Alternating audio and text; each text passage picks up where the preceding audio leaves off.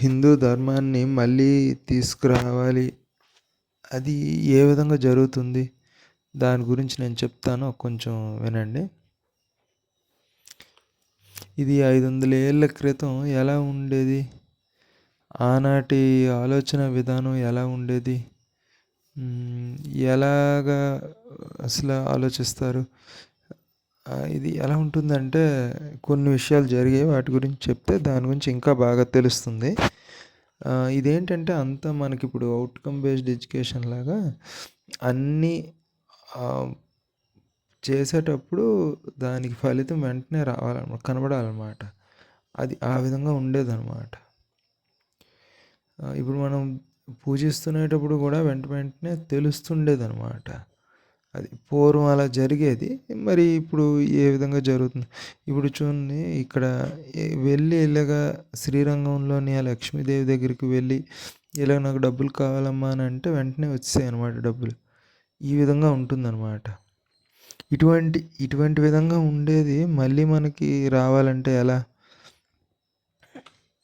ఇప్పుడు ఇది ఏంటంటే కొంచెం మూడో బీసీ ఆ కాలంలో కూడా ఇలా జరిగింది.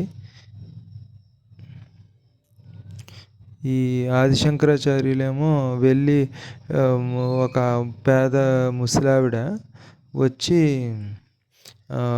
ఉసిరికాయ ఏదో ఇస్తే, అప్పుడు ఈ పేదరికాన్ని చూసి ఆదిశంకరాచార్యులేమో లక్ష్మీదేవి, రామ్మ నువ్వు వర్షం కురిపించి, బంగారు ఉసిరికాయలు వర్షం కురిపించంటే వర్షం కురిపించింది.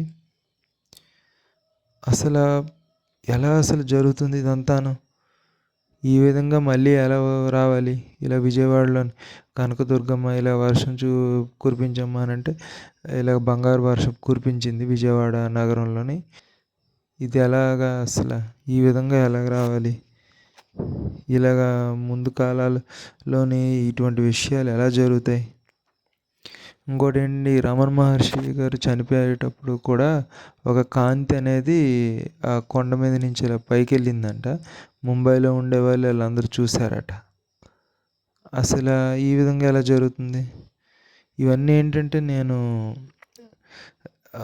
వేరేవేవి తీసుకోలేదు, ఇవన్నీ రికార్డెడ్ ప్రూఫ్స్ అండి. ఇవన్నీ ఏంటంటే విదేశాల్లో కూడా నమ్మే విషయాలు అనమాట ఇవన్నీ. ఇది ఇంకా విదేశాల్లోని చూసుకుంటే ఈ పరమహంస యోగానంద గారు అతను ఏం చేశారని అంటే ఇలాగ మాట్లాడుతూ నాకు ఇంకా చాలా తృప్తిగా ఉంది, నేను అనుకున్నవన్నీ నేను సాధించాను, ఇక నేను నా శరీరాన్ని వదిలి వెళ్ళిపోతున్నాను అని చెప్పేసి ఆ మాట్లాడుతున్న సమయంలోనే అతను తన శరీరాన్ని వదిలేశారు. ఇంకా ఎవరైనా గుర్తుండదో వీళ్ళు గుర్తిస్తారా అని చెప్పేసి అని అతను ఆ మీటింగ్లోని చాలామందిని పిలిచారనమాట. అంతమందిని పిలిచి, అది యునైటెడ్ స్టేట్స్ అంబాసిడర్ ఎవరో ఉన్నారంట ఇండియాకి, అతన్ని కూడా పిలిచారు. అంటే అమెరికాలో అతను ఉంటూ విదేశీ వాళ్ళని పిలిచి మన ఇండియన్ అంబాసిడర్ని కూడా పిలిచి ఆ మీటింగ్లో, అంటే అంత పెద్ద వాళ్ళందరినీ, అతను తెలిసిన వాళ్ళందరినీ పిలిచి మనం అందరూ ఎదురుగాను నేను వెళ్ళిపోతున్నాను, శరీరం వదిలేసి చనిపోయారంట. ఇది నిజంగా జరిగిందండి, ఇదంతాను. అయితే ఈ విధంగా ఎలా జరుగుతుంది? ఒక మనిషి నేను ఇంకా చనిపోతున్నాను, ఇంకా వెళ్ళిపోతున్నాను నేనని అంటే, వెళ్ళిపోవడం అని అంటే శరీరం వదిలేసి వెళ్ళిపోవడం అని అంటే ఎలా జరుగుతుంది? 2026లో మనం ఉన్నాం. ఇప్పుడు ఈ కాలంలో ఎలా వస్తుంది అదంతా? ఈ కాలంలోని ఇటువంటి విధంగా అంటే ఇప్పుడు అంత సైంటిఫికల్గా ఉండాలన్నమాట. సైంటిఫికల్గా ఉండాలి అని అంటే, సైన్స్ అంటే ఏంటంటే ఇలాగా కొన్ని హద్దులు అనేవి పెడతారండి. ఇలాగా ఆ హద్దులు లోపలే చేస్తారనమాట. ఎప్పుడైనా సైన్స్ అంటే ఎలాగుంటుందంటే, ఈరోజు ఏదైనా జరిగితే మళ్ళీ రేపు కూడా అలాగే జరగాలి. ఈరోజు మనకి ఏది కనబడుతుందో రేపు కూడా అదే కనబడాలి. ఆ విధంగా ఉంటుందన్నమాట. దీన్ని సైన్స్ అని అంటారు. దీనికి విరుద్ధంగానే ఈరోజు ఒకలా జరిగి రేపు ఇంకోలా జరిగితే అది సైన్స్ అవ్వదు అనమాట. కానీ కొన్ని పరిధులు అనేవి ఉంటాయి. పరిధులు అనేవి ఏర్పాటు చేసి దాని ప్రకారం చేయాలన్నమాట ఇదంతా. దీన్నే సైన్స్ అంటారు. ఇప్పుడు ఇటువంటి సైంటిఫికల్గా ఈ కాలంలో తగ్గట్టు ఏదైనా ఉందా ఇలాగా అంటే ఇంత ఖచ్చితంగా ఇలా మనం అడగగానే వచ్చేసేటట్టు ఇలాగ లైటింగ్లు వచ్చేటట్టు ఇటువంటివి కాకుండా ఈ కాలంలో ఏమున్నాయి అందరూ నమ్మేది ప్రపంచంలో అందరూ నమ్మాలన్నమాట. అది మా అది ఏంటంటే ఎక్కడి నుంచో దేవుడు లాగా అనిపించాలి. అది ఆ విధంగా ఏమైనా ఉందా అని నేను ఆలోచించినప్పుడు నాకు కనబడిందల్లా ఏంటంటే ఇదండి. ఈ కర్మ అనేది అందరూ నమ్ముతున్నారనమాట. నమ్మడం అంటే దీన్ని నమ్మకపోవడానికంటూ ఏం లేదు. ఈరోజు తప్పు చేస్తే వెంటనే వచ్చేస్తుందనమాట అది. అది ఏ విధంగా వస్తుందనంటే అది అందరికీ నమ్మశక్యంగానే ఉందది. ఇది కర్మ అనేది అందరూ నమ్ముతారు. ఈరోజు తప్పు చేస్తే మళ్ళీ వెంటనే మనకే చుట్టుకుంటుందనమాట. మరి దీనికి సంబంధించిన దేవుళ్ళందరూ ఎవరు? మన హిందూ ధర్మంలోని కర్మకు సంబంధించి దేవుళ్ళందరూ ఎవరు? ఎలాగిది కర్మ జరుగుతుంది? ఎందుకంటే ఇది ఒక మహిమలా ఉంటుందన్నమాట. ఈరోజు ఒకళ్ళు చేస్తే అలాగే తప్పు జరగడం, అలాగే చెయ్యడం కొంచెం బాగుందన్నమాట. అందుకే దీన్నే నేను తీసుకున్నా. ఇది ఎలా పనిచేస్తుందంటే కర్మ అనేది దీని గురించి నేను కొంచెం ఆలోచించేటప్పుడు ఈ సూర్యుడి ద్వారా జరుగుతుందనమాట. దేవుళ్ళందరూ కాంతి ద్వారా చూస్తారు. సూర్యుడి ద్వారా చూడడం అని అంటే ఇప్పుడు మనకు కనబడుతున్న సూర్యుడు కాదు. ఇది కాంతి అనేది 7 విధాలుగా వెళ్తుందండి. అంటే 7 రంగులు అలా కలిస్తే తెలుపు రంగు వస్తుందన్నమాట. దాన్నే 7 గుర్రాలతోని సూర్యభగవానుడి కిందన చూపించారు. ఈ సూర్యభగవానుడి వలన అంతా జరుగుతుందన్నమాట. అంటే మనం ఏం చేసినా కాంతి ద్వారానే చేస్తాం. మనకని కనబడుతుంది కళ్ళే కదా. కన్ను ద్వారా కాంతి ద్వారానే చేస్తున్నాం అనమాట అంతాను. అది చీకట్లో కూడా కొంతమంది చేస్తారు తప్పులు, కానీ చిన్న కాంతి అనేది ఉంటుందన్నమాట. అన్నీ తెలిసిపోతాయి అన్నమాట దేవుడికి. అది ఈ విధంగా కాంతి ద్వారా తప్పులనేవి జరుగుతునేటప్పుడు వెంటనే ఏమవుతుందనంటే సూర్యుడు యొక్క పుత్రులు వీళ్ళందరూ కూడా ఈ పని మీద అంటే కొన్ని పనులు అనేవి జరుగుతాయి అన్నమాట. ఈ కర్మ ఎలా పనిచేస్తుంది అనేది పూర్వం మన వేదాల్లోని ఈ విధంగా చెప్పారనమాట. దానిలో ఇంకే ముఖ్యంగా ఏంటంటే ఈ యముడు చిత్రగుప్తుడు ఏంటంటే ఎవరైనా ఏదైనా పని చేస్తే రాస్తాడంట. వెంటనే యముడేమో దాని ధర్మం ఎంతవరకు ధర్మం ఉంది, ఎంత ఇది మంచి ఉంది, ఎంత చెడు ఉంది అనేది చూసి యముడు అనేవాడు మనకి ఒక పథకంలాగా చేసి అన్నీ చేస్తాడంట. ఇది జరుగుతుందన్నమాట. అది ముఖ్యంగా ఇప్పుడు ఏంటంటే అన్ని దేవుళ్ళని ఇప్పుడు మనకి వెళ్ళి రాముడికి పూజించాం, శివుడికి పూజించాం అని అంటే వాళ్ళని ప్రత్యక్షంగా అంటే చూడడం, వాళ్ళకి నుంచి వచ్చిన ఫలితాలు అవన్నీ చాలా కష్టం, అంత సులభం కాదు. శివ దర్శనం ఇంకా లేకపోతే విష్ణు దర్శనం అని అంతానండి. ఇంకా ఇటువంటి అప్పుడు మనకి దగ్గరగా ఉండే దేవుళ్ళు ఎవరంటే వీళ్ళిద్దరే, యముడు చిత్రగుప్తుడు. ఇది ఎందుకంటే అది కర్మ సిద్ధాంతం బట్టి ఉంది కాబట్టి కర్మ అనేది మనకి మహిమ కింద కనబడుతుంది కదా. తప్పు అనేది చేసామంటే చిత్రగుప్తుడు రాసిస్తాడు. యముడేమో మొత్తం పథకం చేసి ప్లాన్ చేసి మొత్తం చేస్తారనమాట.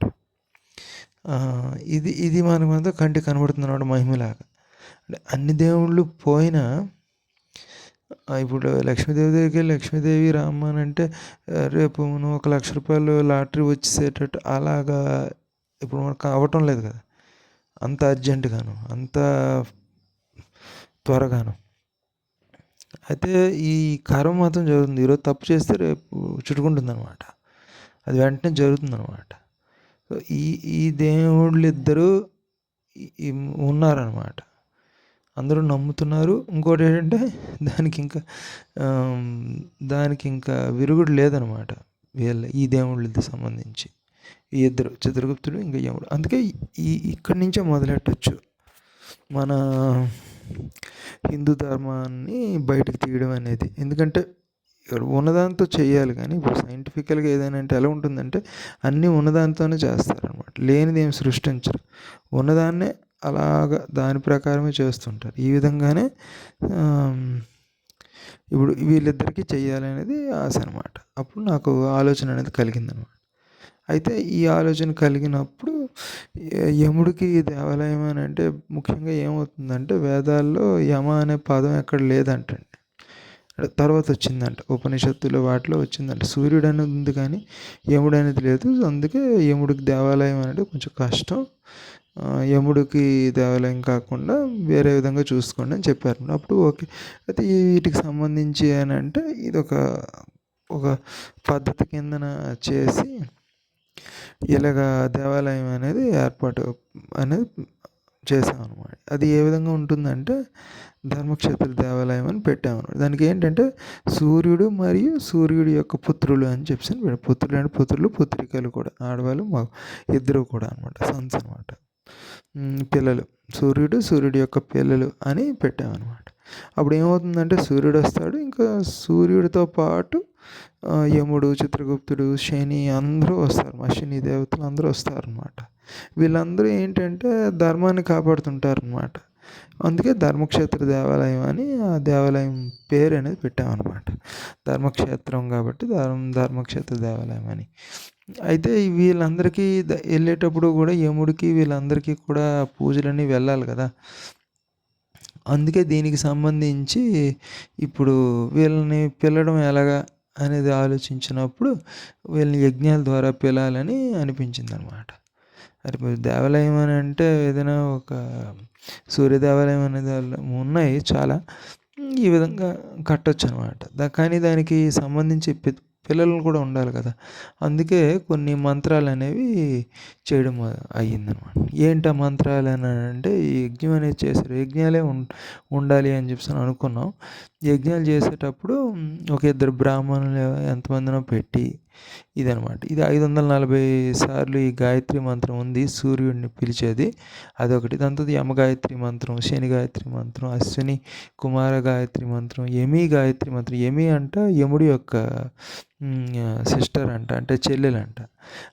అందుకే యమి గాయత్రి మంత్రం అది ఎక్కడా లేదనమాట. దాన్ని కూడా చేయడం జరిగింది. ఇంకోటి ఏంటో మను గాయత్రి మంత్రం, తపతి గాయత్రి మంత్రం, రేవంత గాయత్రి మంత్రం, యమున గాయత్రి మంత్రం, కర్ణ గాయత్రి మంత్రం. కర్ణుడు కూడా సూర్యపుత్రుడే కదా, సో కర్ణుడికి కూడా ఒక గాయత్రి మంత్రం అనేది చేయడం జరిగింది. ఇలా సూర్య గాయత్రి మంత్రం అని ఇలాగ మంత్రాలు అనేవి చేశామండి. ఇప్పుడు అంటే ఈ విధంగానని ఇలా యజ్ఞం చేసేటప్పుడు యజ్ఞం ఎందుకు చేయాలి? ఇప్పుడు యజ్ఞం అనేది చేసేటప్పుడు ఏదైనా ఒక సంకల్పం అనేది ఉండాలన్నమాట. ఏంటంటే ఇప్పుడు రామాయణంలోని రాముడు దశరథుడు పిల్లలు పుట్టాలని యజ్ఞం చేసినప్పుడు ఆ వాక్యాలన్నీ చదివినప్పుడు యజ్ఞం చేసే ముందంట గట్టిగా అరాలంట, ఈ యజ్ఞం ఎందుకు చేస్తున్నామని. ఇప్పుడు దశరథుడు అశ్వమేధ యోగం ఏదో చేసేటప్పుడు గట్టిగా అరిశాడు అనమాట, ఇది నాకు పిల్లల గురించి నేను చేస్తున్నాను అని. ఈ విధంగా యజ్ఞానికి కూడా ఒక సంకల్పం ఉండాలంట. అందుకే సంకల్పం ఎలాగంటే పెట్టాము, కొంచెం ఈ విధంగా రాయించాము అనమాట అండి. ఈ ధర్మక్షేత్రం దేవాలయంకి వచ్చి ఒకసారి సూర్యుడిని చూసి సూర్యపుత్రులందరికీ నమస్కరిస్తే ఆ సాక్షాత్తు ఆ యమధర్మరాజే మిమ్మల్ని 3 రాత్రుల పాటు కాపాడుతాడని చెప్పాను అనమాట.